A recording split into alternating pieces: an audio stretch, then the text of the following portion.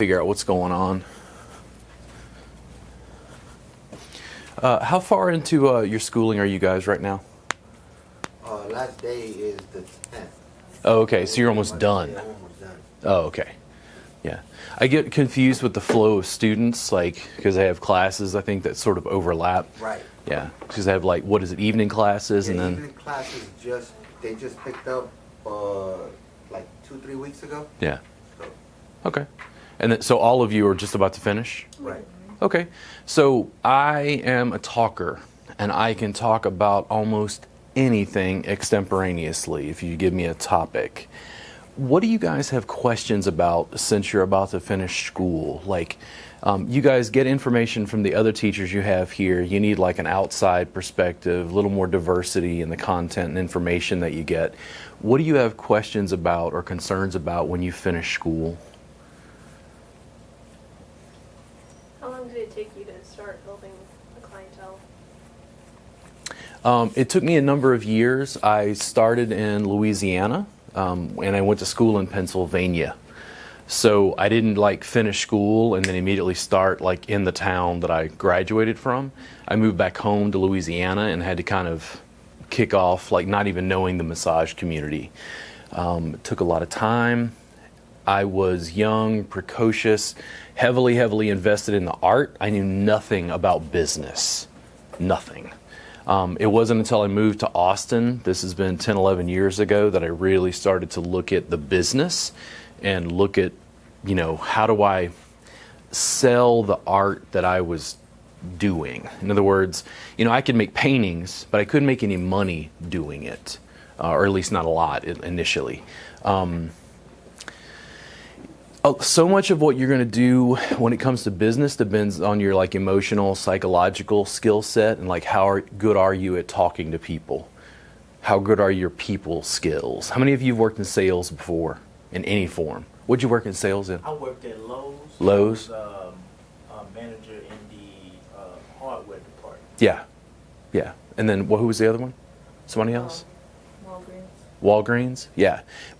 Being able to work with people and communicate with them, make eye contact. A lot of people that I've seen who make really good massage therapists initially, like out of the gate, sometimes they're older students who have a background in business already. There's somebody who worked as a paralegal. They're used to communicating using, you know, language. They're used to talking to people on the phone.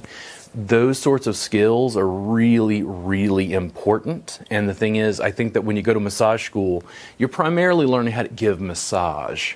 You're not learning necessarily all of the business parameters. And for some of you, like how many of you think you're going to work at like a large chain when you're finished with school here? Massage Envy, some sort of company. Yeah. So those guys will take care of the business for you. In exchange for them taking care of the business for you, they take like a hefty cut because you're an employee, right? The other end of the spectrum is what I'm doing, which is like building your own client base. It takes time. It's connections, it's people. Massage Envy has issues of scale. They're like McDonald's. They have enough of a marketing budget that they can continually draw people in.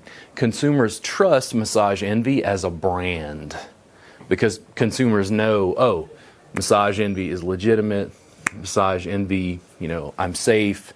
Massage Envy, right? They trust that corporate structure. Even me, as Robert Gardner, I am not known outside of like massage circles in the Austin, like Round Rock area where I live. It takes a lot of time, and I put out like content constantly, right? But the thing is, I'm also not even really marketing what people think of as massage. Like, I don't even work on a table. There's no table in my studio. So it creates sort of a different marketing challenge because I'm not selling the same service that a large company like Massage Envy is selling. Does that make sense? Yeah. There's so many factors and so many variables. I started a Facebook group many years ago called Massage Entrepreneurs. Are you guys members? No.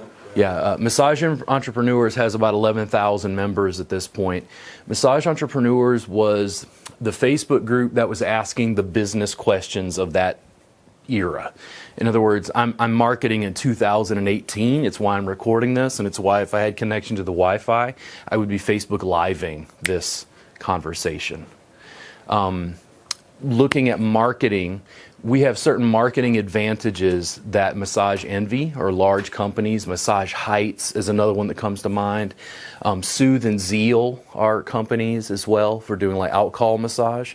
We have different advantages that those companies do not have, and one of those is that.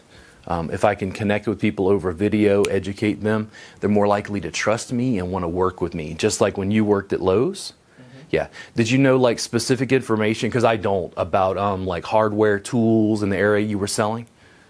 Yes, we primarily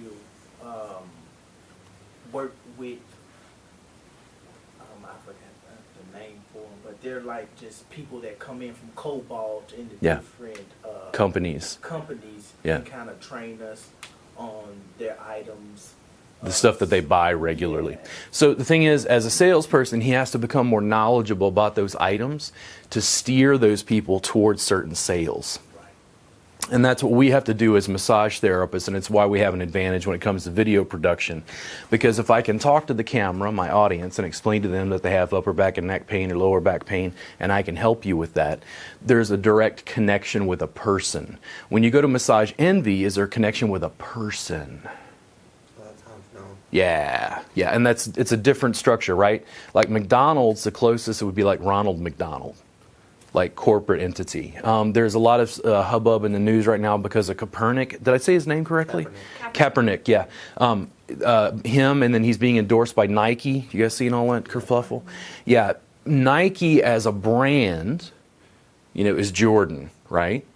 The one portion, but the thing is, it gives a personal touch to their branding.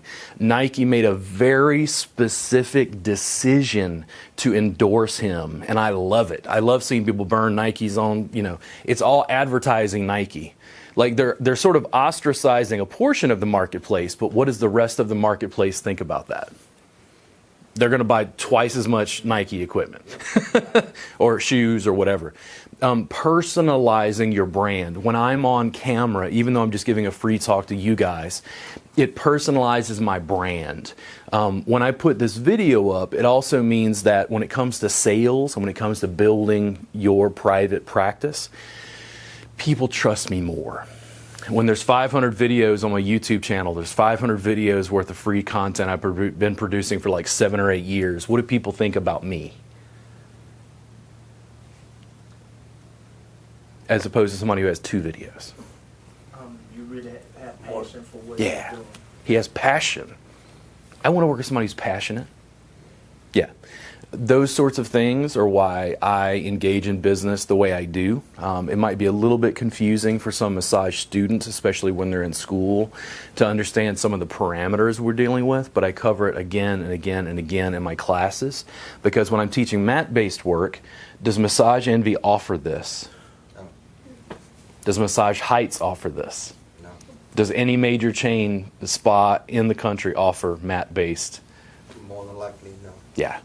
My guess is what I'm doing represents less than 1% of the overall massage marketplace. And I'm thriving. My business is growing, it's building. I've moved more into education because I need you guys to come on and take classes and build and grow and differentiate and do something different. But there are so many issues around building your own private practice. It really does depend on your own emotional set. How good are you at talking to people? What sort of information do you know? What sorts of connections do you make? A lot of people recommend to me that I should go talk to doctors and physical therapists to get sort of referrals. I don't.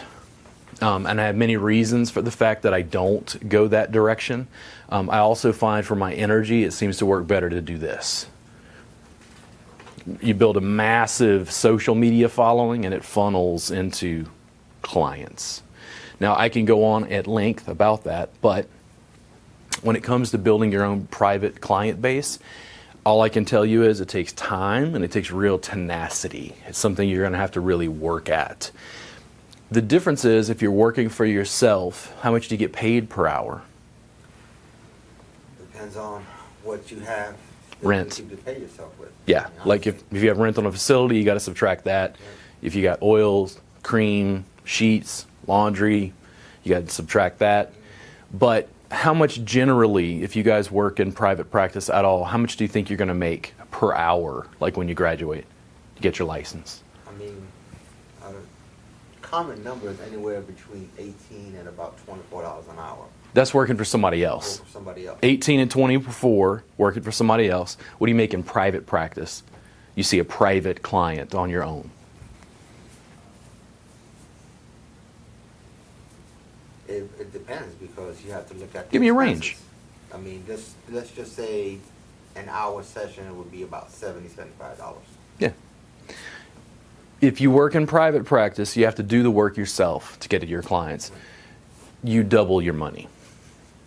You double the amount of money you're making per hour. Consumers already know that they're going to pay $70 or so, give or take, for an hour's worth of work. I would prefer that the money go to you. But that's how I roll. That's how I do it. That's how I like it. And I had to build that. Lots and lots of work. Lots of time, practice, perseverance. I've worked lots of other jobs in addition to massage to sort of supplement income. So, for instance, I wouldn't have quit my Lowe's job. I might have kept that job part-time and then was doing massage part-time as well. I've done lots of that. I also, the last job I had was 5 or 6 years ago. I worked at a chiropractor's office very solidly, 12 hours a week for 5 years, because I had lots of costs, infrastructure, workbooks and DVDs we produced, and distribution, all the stuff that I needed. We bought a home. When you have a home, you have a mortgage. The bank does not care if I can't make my mortgage payment. They will repossess my home. So you had to have enough money to be able to keep that going, right?